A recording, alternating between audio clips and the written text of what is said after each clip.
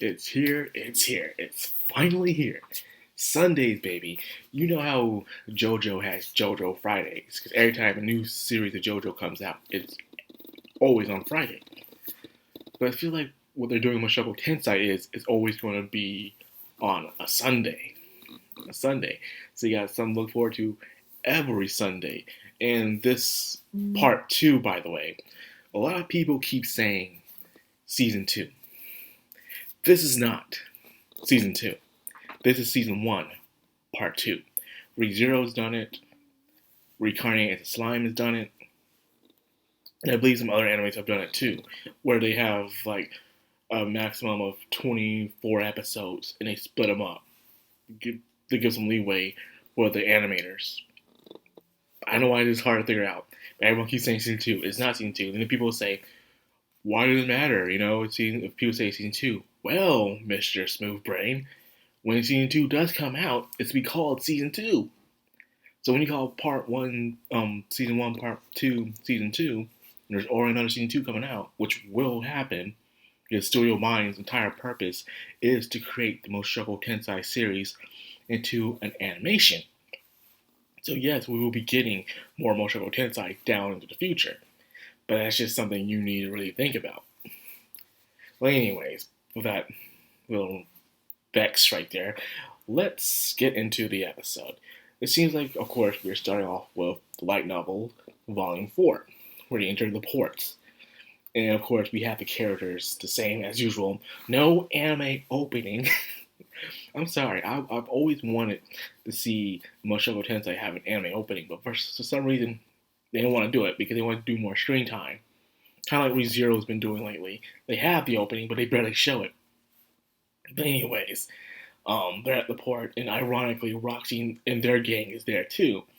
But the thing about this is that Rudius and Roxy never run into each other. They'll be there for weeks and months, but yet they never run into each other, which is very interesting. People say, how is that possible? That's stupid. No, it's not. Sometimes you can be with someone for a very long time, a friend, a relative, a coworker, or even a former lover, you know, and you split up. And then all of a sudden you live in the same city, the same town, but you never see each other for some reason, even though you're not planning to avoid it. It just doesn't happen, you know. You work with people. You don't see them every day. You can go to a different store. You don't see them every day. That's just how it is in real life. And ironically, that is the truth. I remember one time when I went back to my hometown to see my friend, and we were just traveling all over the place, but we never got a chance to see them. Even at the place where they work. They were supposed to work that day. They weren't there. So, things just happen, man. You know, either way, they're trying to make more money. But however, thanks to Redshirt being Redshirt, they need even more than what the usual cost is to sell across the sea. Now, this comes in when it comes to trust. You know, trust and perspective, in a ways. Mainly the trust as we see with Rudius is where he doesn't trust anyone. In his past life, he's always been skeptical of other human beings. Even though throughout his short life here in this new world, he has learned to trust people, but he still likes to take things on by himself. Even when he's taking advice from Hitami, the god, the human god, he's, of course, distrusting of him. And then, even when it comes to his own crew, he wants to take everything on his own. Really always overthinking everything all the time. You've seen this in part one, where he was always coming up with the idea. Because in the end, people were always pushing the plans on him in a way. But because of that, he always had to think of something. But now he's in a tight spot where he doesn't know what to do. The only thing he thinks to do is to sell the staff. But of course, that would, in a way, fracture the group. Same as when it comes to fracturing the group, they stow away. Because it'll go against the morals of good and evil that Richard stands for.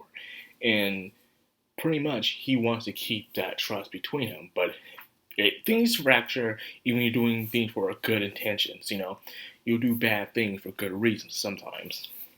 But either way, we also get to see Kishi Rika, and boy, the way they animated her was just what the animators had to go through to animate Kishi Rika. Must have been something.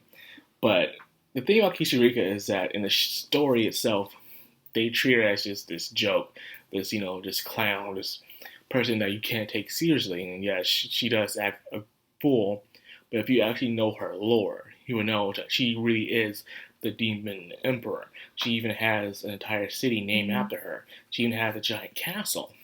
She just doesn't want to visit for some reason.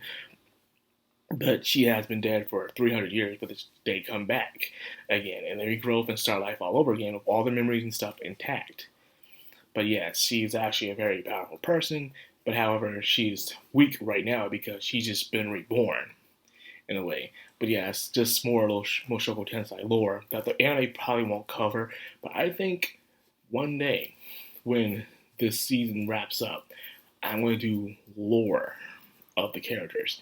But anyways, thanks to helping out Kishirika, Rudy's got foresight. Now, this when it comes to perspective. He got foresight where he helped out a dude, didn't think of nothing of it, We never think anything of the little things, when we help someone, we say something nice to someone, or anything we do on a mundane day. We don't think of how we treat others or how we do things on our good deeds. And good deeds do they come as time goes on, You'll be surprised about how one little thing could turn into one big thing later on down the road. It happens a lot. It reminds me of that movie called Paying It Forward, by the way. Well, anyways, he gains foresight, and then, of course, with foresight, he's even able to beat Eris now, because Eris was always better than him at sword fighting. And then, as Eris was training with Rudyard, she was so happy to be, to be strong at something, because Rudyard was good at everything else. But when it came to swordplay, Eris felt like she was number one. So when she was defeated by Rudyard, she felt highly upset, like she felt like she's gone somewhere, like, hey, I was able to land a hit on Rudyard. But again, it was only because Rudyard spotted Roxy, who was hiding. Now, speaking of Roxy's party, you may have heard some moans that was going on, and that was happening down the lane. That was that elf chick, by the way. I'm going to get into that just yet. They'll probably show it next episode, but yeah. Now, when it comes down to the ending, the outro, I mean, when I said what this story is all about, it's about life, but that's just simplifying it to the most simplest way I can. But it's about many other things of perspective. I think that's one of the main things of Mushoku Tensei is perspective. If you read the web novels or the light novels, you'll notice how the story would go through different perspectives of different characters. So it isn't just Rudy is narrating the thing, it'll be sometimes other characters narrating the story as well, of how they see certain situations. Like in the first volume, how it was Rudy is talking and doing most of the storytelling. Then it would turn to different perspectives from Paul and his side of the story, how he do things, the reason of his actions, from even the maid chick as well.